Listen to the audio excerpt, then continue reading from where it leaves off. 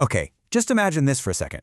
You wake up one morning and boom, the world's main energy artery has just been completely severed.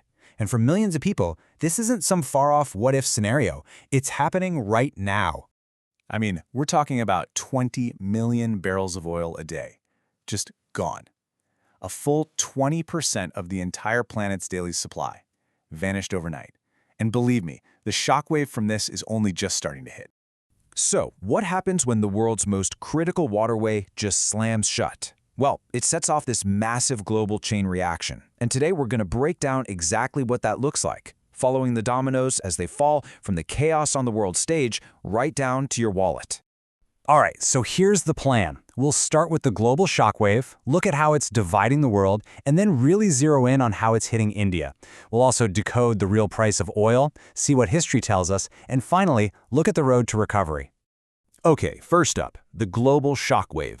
To really get what's happening, you have to understand the sheer scale of this. You know, the Strait of Hormuz, it's not just some waterway. It is, quite literally, the jugular vein of the entire global economy. And here's the thing that's really wild. It is not just about oil.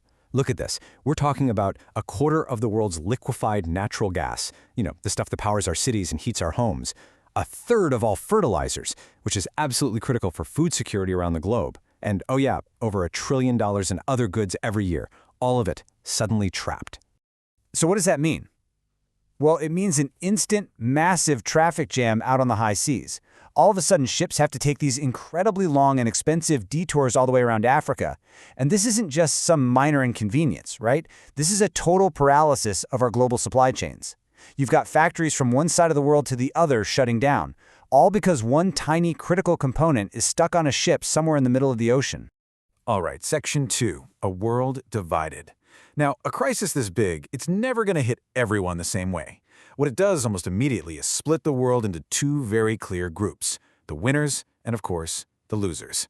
So, you've got countries like Russia, who suddenly see this massive boom in revenue as energy prices just go through the roof. The US is a bit more protected, thanks to their shale production. But then you look at the other side, and energy-hungry nations in Asia, especially India, are facing an immediate and frankly catastrophic economic threat. And don't forget the producers. Countries like Iraq and Qatar, their entire export economy is just landlocked, overnight. And this sets off a frantic geopolitical scramble. The US immediately starts tapping its strategic reserves to try and cool things down, but honestly, the impact is pretty limited.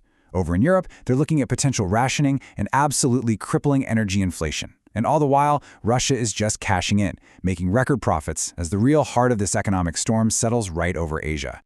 Okay, so that's the absolute firestorm happening on the world stage. But let's bring this home. Let's talk about India.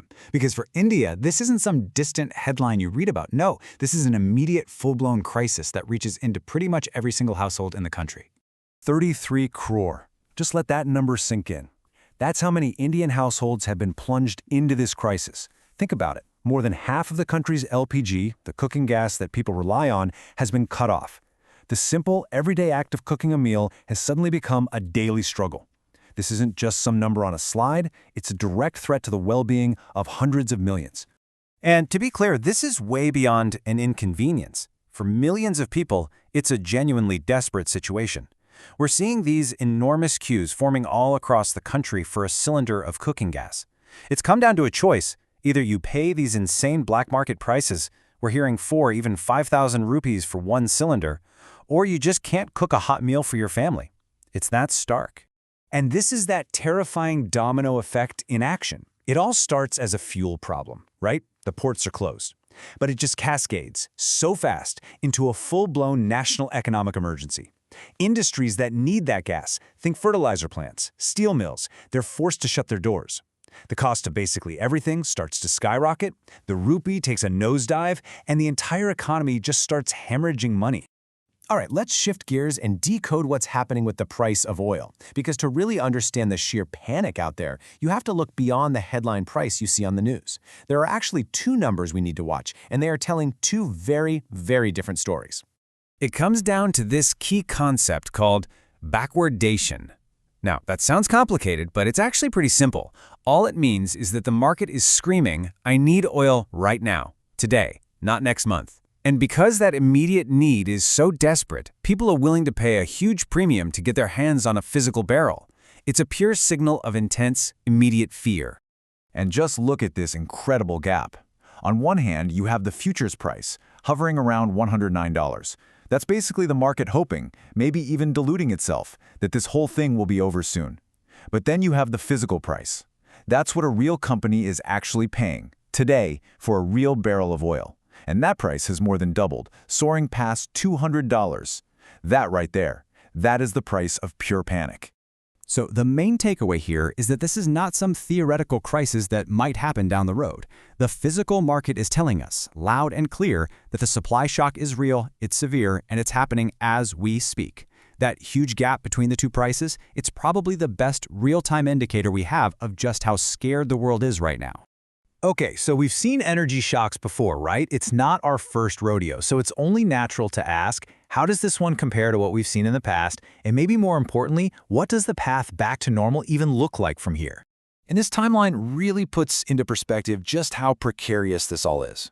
Look, even in the absolute best-case scenario, I'm talking if the strait magically reopened today, it would still take weeks just to clear the backlog and months for prices to get anywhere near normal. Now, what if it lasts a month?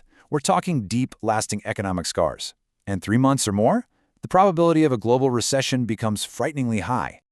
And this is why this crisis is so uniquely dangerous. You see, it's different from what we've seen before. It's not a selective cutback like the 1973 oil embargo. It's a total blockade. And it's not primarily hitting Europe like the situation with the Ukraine war.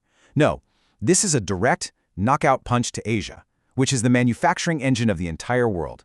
And unlike the pandemic, this isn't about demand disappearing. It's a catastrophic supply shock.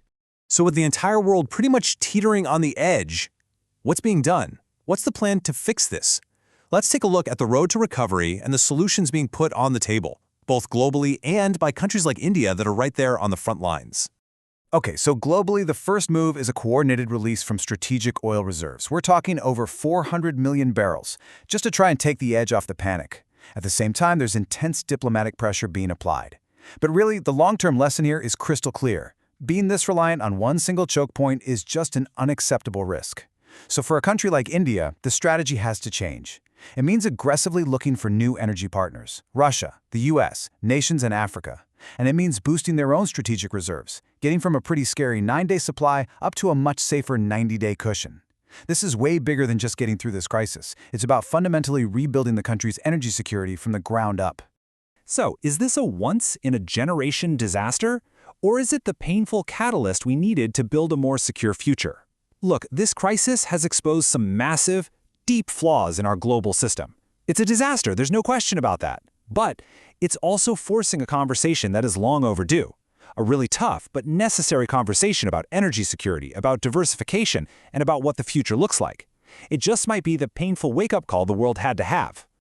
Thanks for joining us for this explainer. The path forward will be challenging, but for countries like India, the comeback story is just beginning. Make sure you're subscribed so you don't miss what happens next.